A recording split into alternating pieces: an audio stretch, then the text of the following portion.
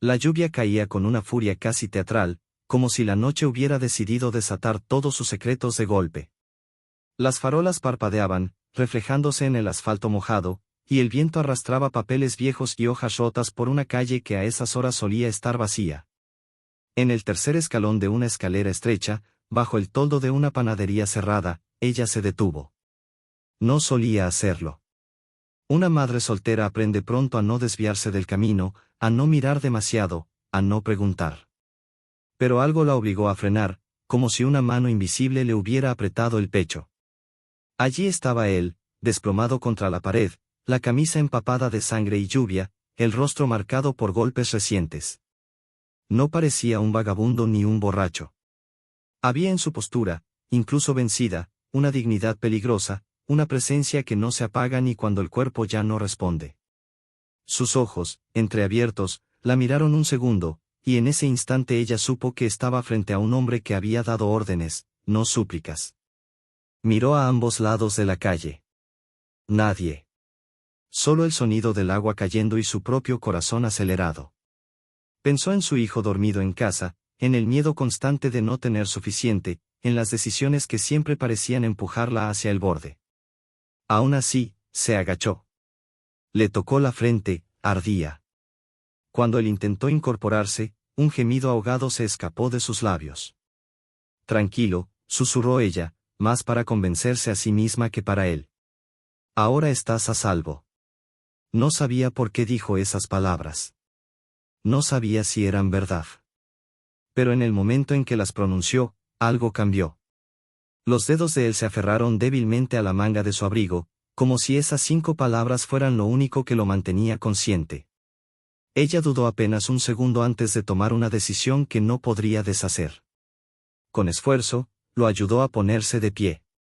Era más alto de lo que parecía, más pesado, y cada paso fue una lucha contra la lluvia y el miedo. El edificio donde vivía quedaba a 2 calles, un lugar viejo, con escaleras estrechas y vecinos que preferían no saber demasiado. Subieron lentamente, ella casi cargándolo, él apoyándose en la pared para no caer. Nadie los vio. O tal vez alguien sí, pero decidió mirar hacia otro lado. Dentro del pequeño apartamento, el silencio era espeso. Ella lo sentó en la única silla firme que tenía y corrió por toallas, agua, un botiquín incompleto. Mientras limpiaba la sangre de su rostro, notó los detalles, la cicatriz antigua en la ceja, el reloj caro aún en su muñeca, la forma en que apretaba la mandíbula incluso inconsciente, como si el dolor fuera una ofensa personal. No era un hombre común. Eso estaba claro. Él abrió los ojos de repente y la miró con una intensidad que la obligó a retroceder medio paso. Por un instante, creyó ver cálculo, peligro, algo afilado detrás de la mirada cansada. Pero luego esa dureza se resquebrajó. ¿Por qué?, murmuró con voz ronca. Ella no respondió de inmediato. Siguió limpiando una herida en su pómulo, concentrándose en no temblar. Porque nadie debería morir solo bajo la lluvia, dijo al fin. Él la observó como si esa respuesta fuera más desconcertante que cualquier mentira. Cerró los ojos otra vez, respirando con dificultad. Afuera, un trueno sacudió los cristales. Ella pensó que quizá acababa de invitar a su vida a una tormenta mucho más peligrosa que la que caía del cielo. No pasó mucho tiempo antes de que llamaran a la puerta. 3 golpes secos, decididos. El tipo de golpes que no preguntan, anuncian. Ella se quedó helada, el corazón golpeándole las costillas. Miró al hombre herido, sus ojos se abrieron de golpe, esta vez completamente alerta. En su mirada ya no había confusión, sino algo frío y preciso. No abras, susurró. Si te preguntan, di que no has visto a nadie. Otro golpe. Más fuerte. Ella avanzó despacio hacia la puerta, cada paso una negociación con el miedo. Desde el otro lado, una voz masculina, educada pero firme, pronunció un nombre que ella no había escuchado nunca, pero que parecía pesar toneladas. En ese instante, comprendió que el desconocido empapado que había recogido de la calle no era solo un hombre en problemas. Era el centro de algo oscuro, poderoso, implacable. Y aún así, cuando volvió la vista hacia él, lo encontró mirándola como si, Por primera vez en mucho tiempo, alguien hubiera tenido una elección, y hubiera elegido salvarlo. Ella apoyó la mano en la madera de la puerta, sintiendo las vibraciones de los golpes como si fueran latidos ajenos. Respiró hondo, abrió apenas lo suficiente para asomarse y se encontró con dos hombres vestidos de negro, empapados, demasiado correctos para esa hora y ese barrio. Uno de ellos sonreía sin mostrar los dientes, el otro observaba el interior con una mirada entrenada para registrar cada detalle. «Buenas noches», dijo el que sonreía. «Buscamos a un amigo. Creímos verlo entrar por aquí». Ella sostuvo la mirada sin parpadear, recordando cada noche en que había tenido que fingir seguridad frente a caseros, cobradores, promesas rotas. «Aquí no ha entrado nadie», respondió con voz firme. «Solo vivo yo y mi hijo. Está durmiendo». El segundo hombre dio un paso adelante, olfateando el aire como un animal. Ella sintió un sudor frío recorrerle la espalda. Desde el fondo del apartamento, el herido no se movió, pero ella sabía que estaba despierto, atento, calculando. «¿Estás segura?», insistió el hombre. «Nuestro amigo suele meterse en problemas». «No esta noche», dijo ella, y cerró la puerta con suavidad, pero con decisión. El silencio que siguió fue insoportable. Contó los segundos, los pasos alejándose, el ascensor que nunca funcionaba, las escaleras. Cuando finalmente se permitió respirar, se apoyó contra la pared. Y dejó escapar el aire como si hubiera estado sumergida bajo el agua. Se giró lentamente. Él la miraba con algo parecido al asombro. «Acabas de mentirle a gente peligrosa», dijo él en voz baja. «Ya lo sé». «¿Sabes quién soy?». Ella negó con la cabeza, aunque la intuición le gritaba una respuesta que no quería nombrar. «No importa», dijo. «Estás herido. Eso es lo único que importa ahora». Una sombra de sonrisa cruzó su rostro, breve y amarga. Eso es lo que siempre dicen antes de descubrir que importa demasiado. Ella continuó atendiendo sus heridas, limpiando, vendando con manos que ya no temblaban. Mientras lo hacía, él observaba cada gesto, cada pequeño signo de cansancio en su rostro, las ojeras profundas, la manera en que su mirada se desviaba hacia la puerta del cuarto donde dormía su hijo. Había una historia allí, una fragilidad que contrastaba con la dureza del mundo que él conocía. «¿Cómo te llamas?», preguntó al cabo de un rato. Ella dudó. «Lucía». Él asintió, como si memorizara algo importante. «Yo soy Marco». No era su verdadero nombre, ella lo supo de inmediato. Pero tampoco lo señaló. A veces, aceptar una mentira era una forma de tregua. La noche avanzó lenta. La lluvia se volvió más suave, casi un murmullo. Marco se recostó con dificultad en el sofá estrecho, apretando los dientes para no gemir. Lucía se sentó en la silla frente a él, vigilante, como si temiera que se desvaneciera si cerraba los ojos. «Vendrán otra vez», dijo él finalmente. «No se irán hasta encontrarme». «Entonces no te quedarás», respondió ella. «En cuanto puedas caminar, te irás». «No es tan simple». «Para mí sí».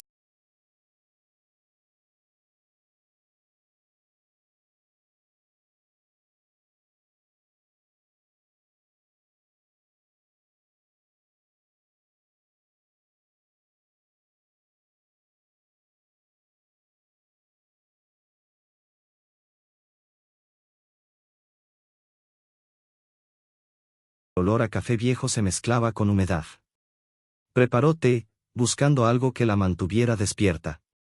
Mientras el agua hervía, pensó en las decisiones que había tomado en su vida, en cómo siempre había elegido el camino menos peligroso y aún así había terminado allí, escondiendo a un hombre que atraía la violencia como una sombra.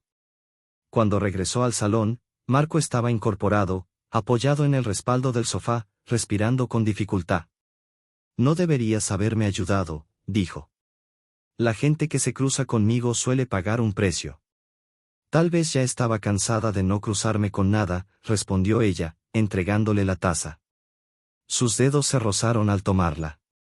Fue un contacto mínimo, pero cargado de una electricidad extraña.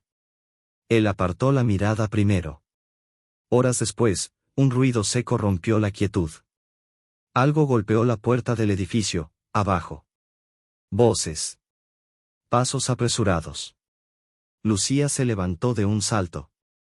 Marco ya estaba de pie, apoyándose en la pared, el dolor transformado en una alerta peligrosa. Te dije que volverían, susurró. Ella miró alrededor, buscando una salida que no existía. El apartamento era una caja sin escapatoria. El cuarto de su hijo. La ventana que daba al patio interior. El pasillo estrecho. Por aquí, dijo ella al fin, señalando la ventana. No llegaré, respondió él. Los pasos subían las escaleras, cada vez más cerca. El sonido metálico de algo siendo preparado, cargado. Lucía sintió como el miedo se transformaba en una claridad feroz. Se acercó a Marco, lo rodeó con un brazo y lo ayudó a avanzar. Te prometí que estabas a salvo, susurró. Y aún no he roto promesas esta noche. Cuando los golpes resonaron en su puerta, más violentos que antes, Marco la miró con una intensidad distinta, como si en medio del caos hubiera descubierto algo que no esperaba encontrar. Ella abrió la ventana, el aire frío irrumpiendo en la habitación, y mientras las voces exigían entrar, ambos se asomaron al vacío oscuro del patio, sin saber si el siguiente paso los salvaría o los hundiría aún más. El patio interior era un pozo de sombras húmedas, con ropa colgada balanceándose como testigos mudos. Lucía miró hacia abajo y calculó la distancia con una rapidez nacida de la desesperación. No era mortal, pero tampoco segura. Apretó los labios, volvió la vista hacia Marco y, sin darle tiempo a discutir, pasó una pierna por la ventana. El primer golpe contra la puerta retumbó como un disparo. La madera crujió. Confía en mí, dijo ella, más como una orden que como una súplica. Marco apretó los dientes. Se movía con dificultad, cada gesto una lucha contra el dolor, pero aún así había en él una disciplina férrea, la costumbre de obedecer cuando la alternativa era peor. Salieron al alféizar justo cuando la cerradura cedía. Lucía descendió primero, agarrándose a una tubería oxidada, raspándose las manos sin sentirlo. Cayó de pie, dobló las rodillas, contuvo un gemido. Levantó la vista justo a tiempo para ver a Marco saltar. No fue elegante. Cayó pesado, rodó sobre un costado y quedó tendido un segundo eterno. Lucía se lanzó hacia él, arrodillándose, tocándole el rostro. Estoy bien, murmuró él. Muévete. No esperaron más. Se internaron en el patio, cruzaron entre sombras y basura, encontraron una puerta trasera que daba a un callejón estrecho.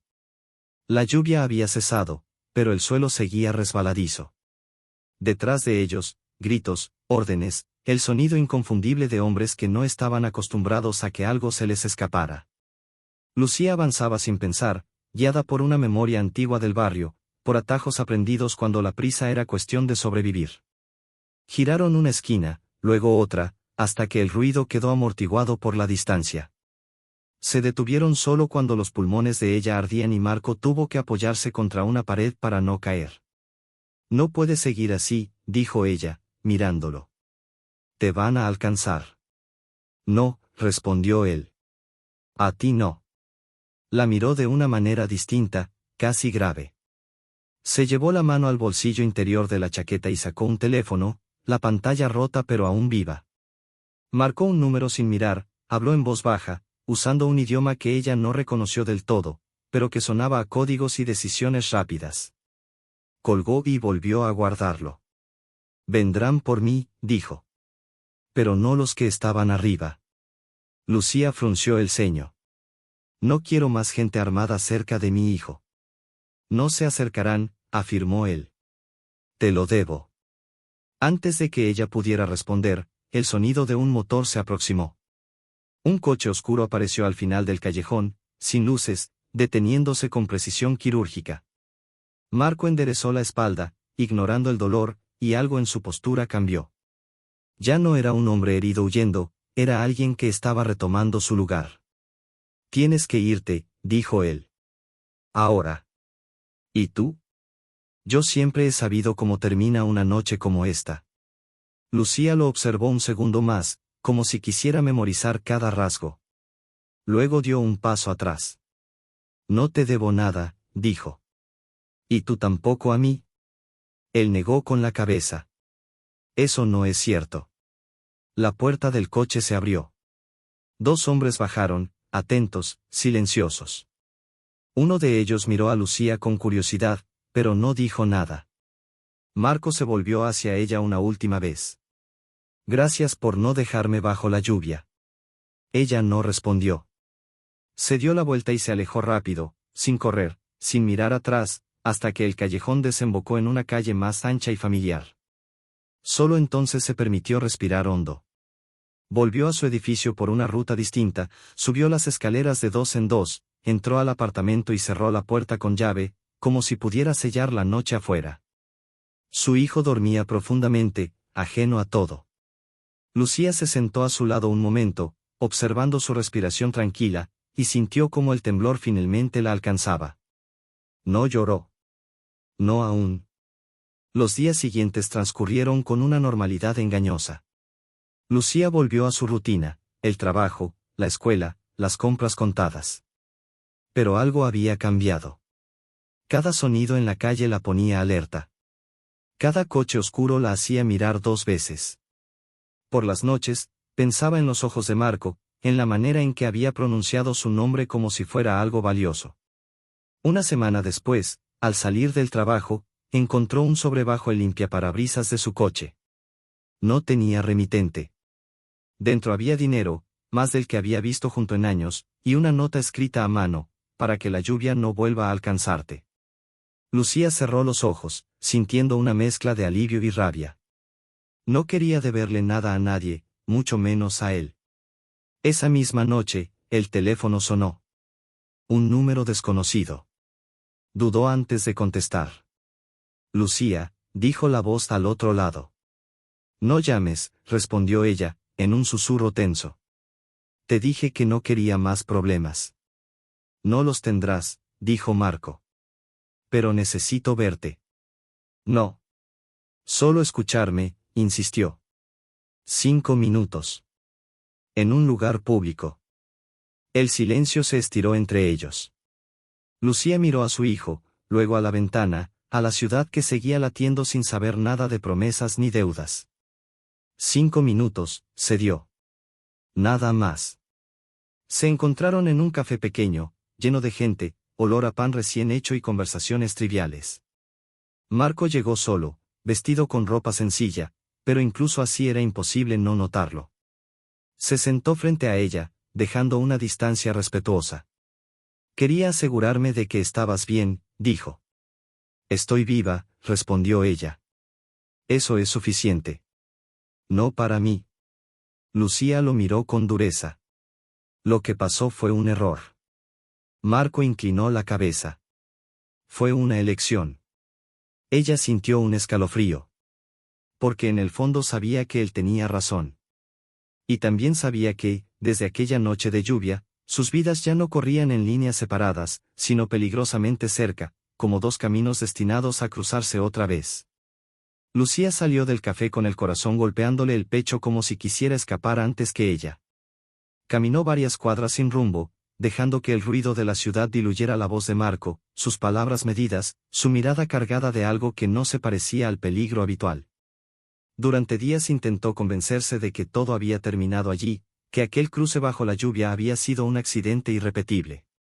Pero las noches no olvidan tan fácilmente. En el silencio, cuando su hijo dormía y el mundo parecía suspendido, volvía a recordar la firmeza de aquella promesa susurrada: ahora estás a salvo. Marco, por su parte, regresó a un universo que no perdonaba distracciones. Traiciones se cerraban con sangre, alianzas se sellaban con amenazas, y su nombre seguía siendo pronunciado con respeto y temor. Aún así, algo en él había cambiado. El poder ya no era suficiente para acallar una pregunta incómoda, que se siente ser salvado sin condiciones. En medio de reuniones sombrías y decisiones que marcaban destinos, pensaba en Lucía y en la vida pequeña pero feroz que defendía con uñas y dientes. Pensaba en su hijo, en la inocencia que él había perdido demasiado pronto. El choque era inevitable. No fue una emboscada ni un acto de violencia lo que los reunió de nuevo, sino una decisión. Marco apareció una tarde frente al edificio de Lucía, sin escoltas, sin armas visibles, solo con el cansancio de quien ha peleado demasiadas batallas. Ella lo vio desde la ventana y supo que huir ya no tenía sentido. Bajó, cruzó la puerta y se plantó frente a él con la misma firmeza que aquella noche. «Esto termina hoy», dijo ella. «Eso vine a hacer», respondió él. Caminaron juntos, sin tocarse, hasta un parque cercano. Marco habló sin rodeos. Le contó verdades que nadie fuera de su círculo conocía, le ofreció protección, distancia, incluso una salida limpia. Pero Lucía no buscaba seguridad comprada ni promesas sostenidas por miedo. Le habló de su vida, de cada renuncia, de la dignidad que había construido con esfuerzo. Le dejó claro que no sería parte de un mundo donde la violencia marcaba las reglas. Hubo un silencio largo, profundo. Marco entendió entonces que el verdadero poder no estaba en obligar, sino en saber soltar. Aquella mujer no era un refugio temporal, era un espejo. Si quería conservar lo que había despertado en él, debía cambiar el juego por completo. Las semanas siguientes sacudieron la ciudad. Nombres importantes cayeron, acuerdos se rompieron, viejas estructuras se desmoronaron. Marco desapareció de los círculos habituales y, cuando volvió a aparecer, lo hizo como alguien distinto. Vendió, entregó, se retiró. No fue un acto heroico ni limpio, fue doloroso, lleno de consecuencias. Pero por primera vez, eligió un final que no estuviera escrito en sangre. Lucía siguió adelante sin esperar nada. Aceptó el dinero del sobre para asegurar el futuro de su hijo, pero no volvió a responder llamadas desconocidas. Reconstruyó su rutina, sembró calma donde antes había miedo. Y un día, sin aviso, Marco regresó. No con promesas, sino con hechos. Había dejado atrás el imperio que lo definía y con él, la sombra que lo perseguía. Se encontraron en el mismo parque, meses después. Él parecía más ligero, más humano. Ella lo observó con cautela, midiendo cada gesto. «No vengo a pedirte nada», dijo Marco. «Solo quería que supieras que cumplí». Lucía lo miró largo rato. En sus ojos ya no había temor, sino una claridad serena. «La gente no cambia de un día para otro». «Lo sé», respondió él. «Por eso no te pido que confíes. Solo que mires». Y ella miró. Vio a un hombre que había perdido mucho y, aún así, se mantenía en pie. Vio la posibilidad de algo nuevo, no perfecto, pero real. No hubo abrazos ni declaraciones grandilocuentes. Solo un acuerdo silencioso, avanzar despacio, sin promesas imposibles. El tiempo hizo el resto. Marco aprendió a vivir sin mandar, a escuchar sin imponer. Lucía aprendió que la fortaleza no siempre consiste en levantar muros, sino en elegir cuándo abrir una puerta. Su hijo creció rodeado de honestidad, sin conocer los detalles oscuros, solo la presencia constante de alguien que había decidido ser mejor. Años después, cuando la lluvia volvía a caer con furia sobre la ciudad, Lucía se detenía a veces bajo un toldo, recordando aquella noche. Marco la miraba en silencio, entendiendo que todo había comenzado allí, en un acto pequeño y valiente. Porque no fue el poder ni el miedo lo que cambió sus destinos, sino una elección simple y peligrosa, creer que incluso en la oscuridad más profunda, alguien podía susurrarte que estabas a salvo, y cumplirlo.